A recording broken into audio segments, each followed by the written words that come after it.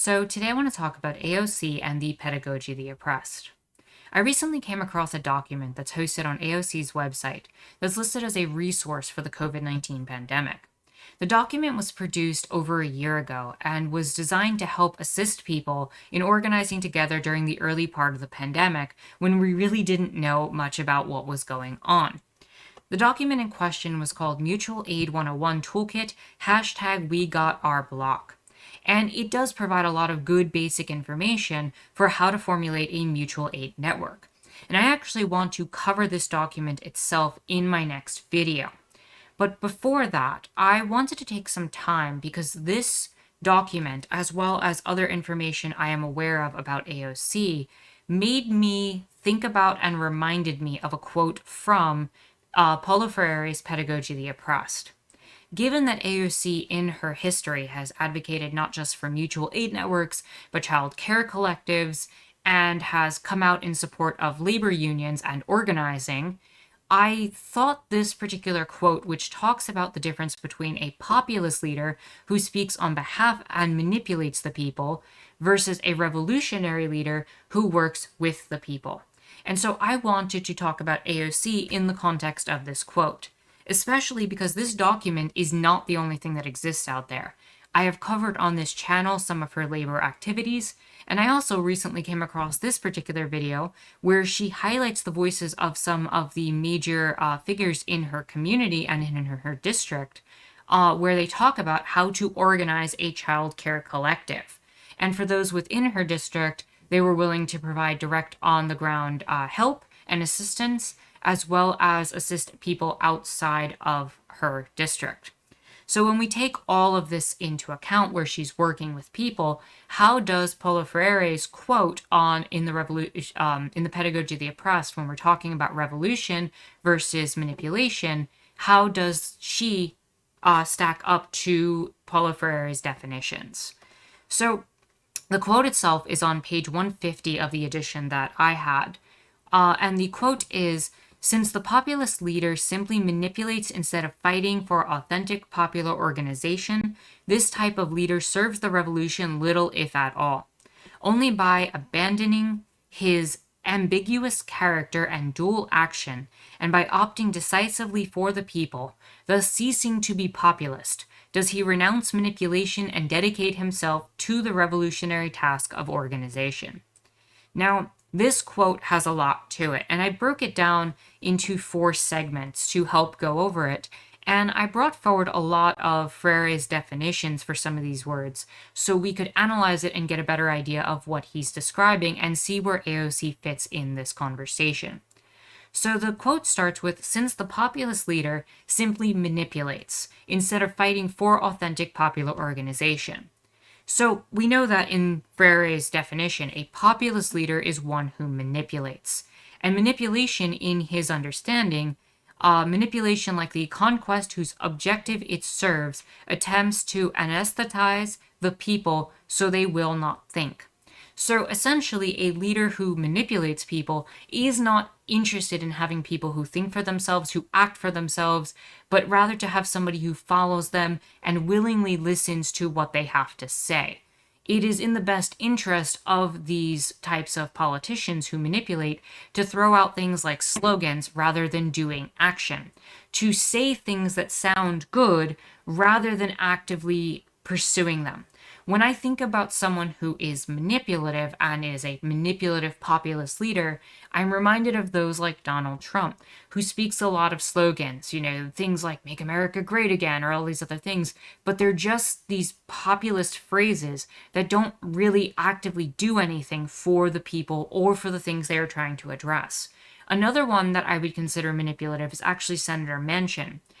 He has made quotes in the past talking about how it is West Virginia doesn't need a higher minimum wage. So he is speaking on behalf of and for the people and not asking them to be in dialogue with him or think about any of the things that they are saying.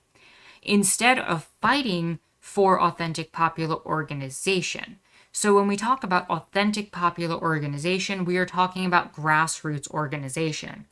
While some revolutionary leaders consider dialogue with the people a bourgeois and reactionary activity, the bourgeois regard dialogue between the oppressed and the revolutionary leaders as a very real danger to be avoided.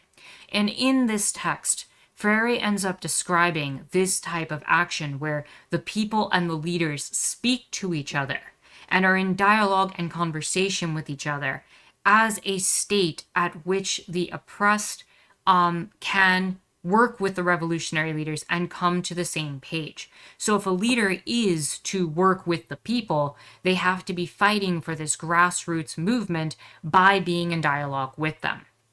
So this type of leader serves the revolution little if at all. And in this case, to serve the people, again, is to be in dialogue with them. And when we talk about the revolution or revolutionary actions, we are talking about, at the very least, revolution must have the precondition of revolutionary consciousness or class consciousness.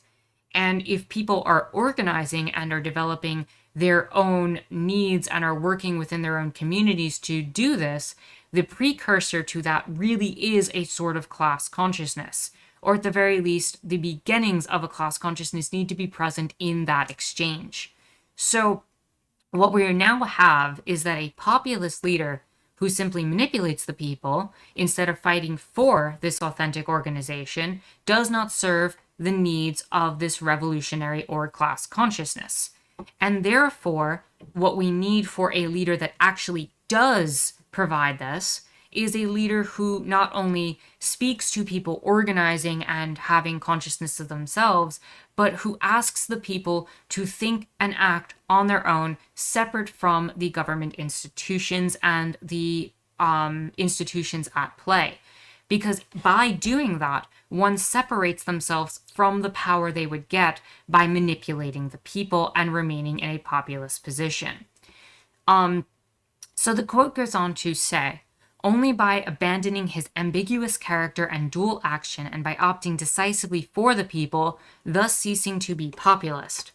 And here, there's a quote that Freire has. The populist leader who rises from the process is an ambiguous being, an amphibian who lives in two elements, shuttling back and forth between the people and the dominant oligarchs. He bears the mark of both groups.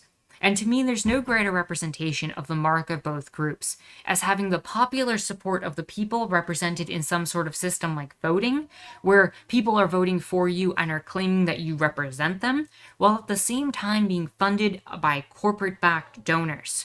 And having all of this money and funding going into this politician who is bought out and serving the interests when they actually do go to vote to represent this idea of the oligarchs. So they speak to the people and they give them sort of what they want, while at the same time going back and requiring funding and money and ultimately having a dual system between the oligarchs and the people, enough that they can maintain their power and get some sort of vote in, while at the same time being funded by the institutions who actually control and maintain power.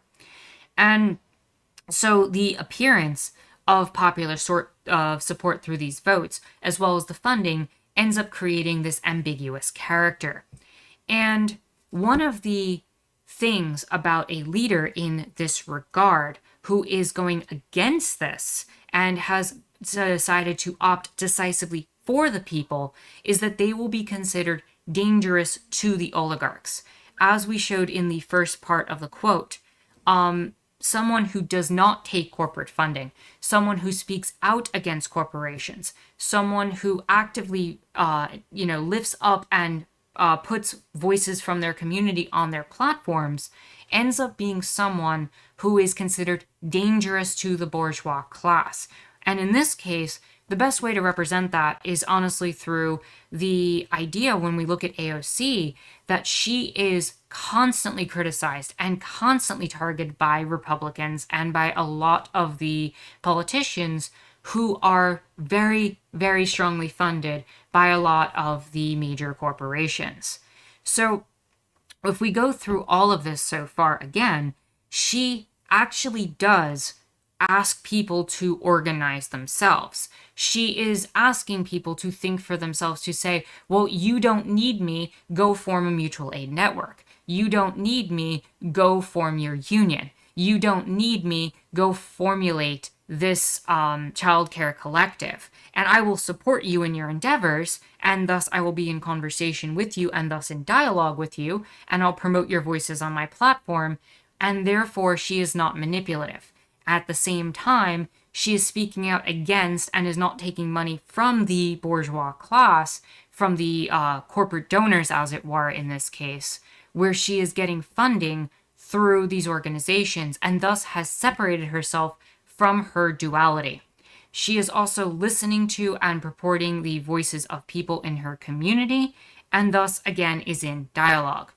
And because of all of this, when we get to the end of the quote, does he renounce manipulation and dedicate himself to the revolutionary task of organization? And when we look at this one ends up being the checklist for the other three.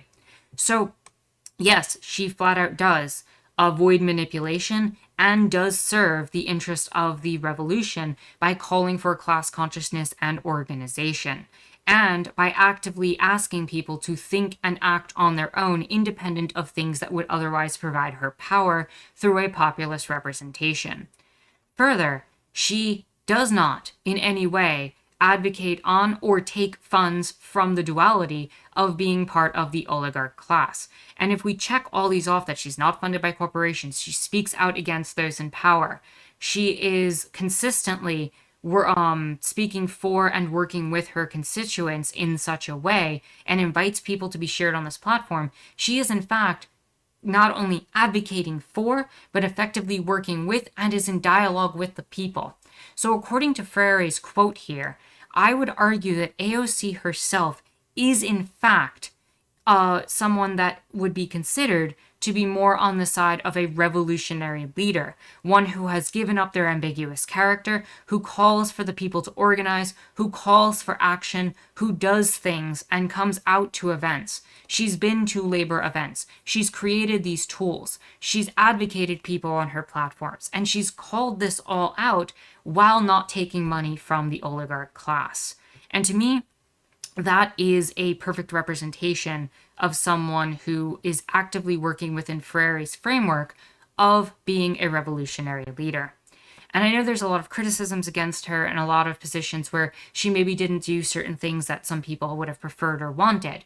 But that doesn't take away the fact that she is in fact working with the people in her district and is doing things like creating or helping assist in the creation, rather, of childcare networks, of mutual aid networks, and always assisting labor and the organization of the working class, and is talking about issues of class consciousness, of racism, of sexism, and of all of these other factors that come into our lives. And by doing that, she is actively stepping up in this regard. And so I have to say that at the end of the day, Freire would probably consider her to be not a manipulator, but an actual person who fights for the authentic popular organization of people through grassroots movements. So with that said, if you like this video, give it a thumbs up, hit the subscribe button and bell for notifications. You can follow me on Twitter and check out my Discord in the description down below. My name is Anarchist Tara, and I thank you for watching.